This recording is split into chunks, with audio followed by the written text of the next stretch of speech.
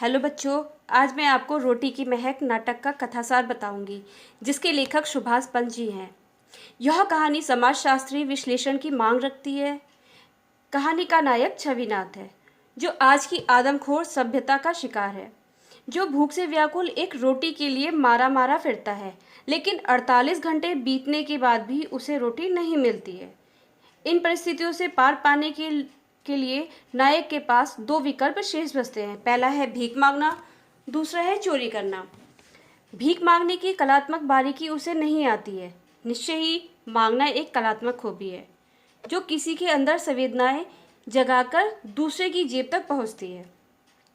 छविनाथ को रोटी प्राप्त न होने से वह एक होटल में खाना खाने के विषय में योजना बनाता है और सोचता है कि खाना खाने के पश्चात पैसे देने की बात आएगी, तब वह होटल वाले से कहेगा कि उसके पास पैसे नहीं हैं।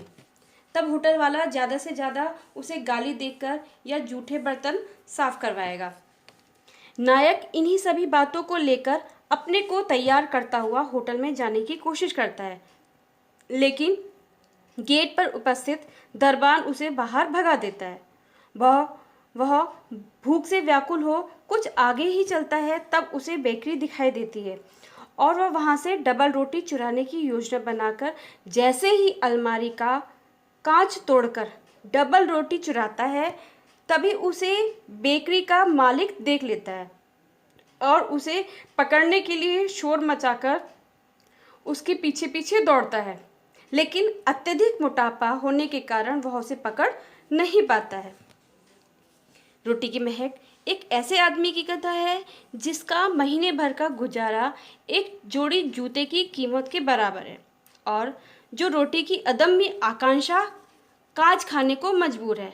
उसका नाम छीन लिया जाता है और वह छविनाथ से काज खाने वाला एक अनोखा आदमी प्रोफेसर चाली में बदलकर देश का क्रेज बना दिया जाता है।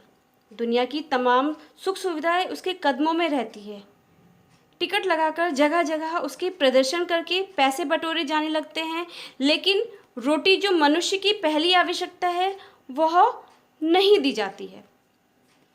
लड़की मोहिनी मुस्कुराहट के साथ छविनाथ के कंधे पे झूल जाती है और वो कहती है, नाराज मत हो डियर चाली, तुम्हें वह सब मिल सकता है जो तुम चाहो, लेकिन तुम्हें रोटी नहीं मिल सकती। जिस दिन तुम्हें रोटी मिल जाएगी उसी दिन तुम कांच खाना भूल जाओगे और सामान्य आदमी बनकर भीड़ में खो जाओगे। हम तुम्हें अब सामान्य आदमी नहीं बनने दे सकते हैं। आज रोटी की थुल-थुल और बेहद चुस्त किस्म के लोगों का कब्जा है। सोने के फ्रेम का चश्मा पहने ये लोग छविनाथ के जहन में रोटी की तस्वीर भी नहीं रहने देना चाहते हैं, लेकिन वे यह नहीं समझते कि रोटी की महक जो छविनाथ को कांच खाने के लिए मजबूत कर सकता है, जिससे उनके फौलादी तंत्र में भी सुराख हो सकते हैं।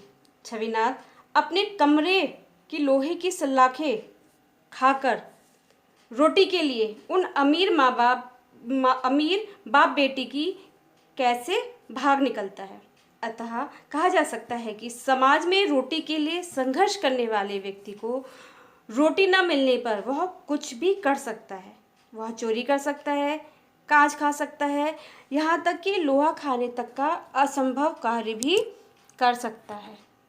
ठीक उसी प्रकार छविनाथ ने भी किया।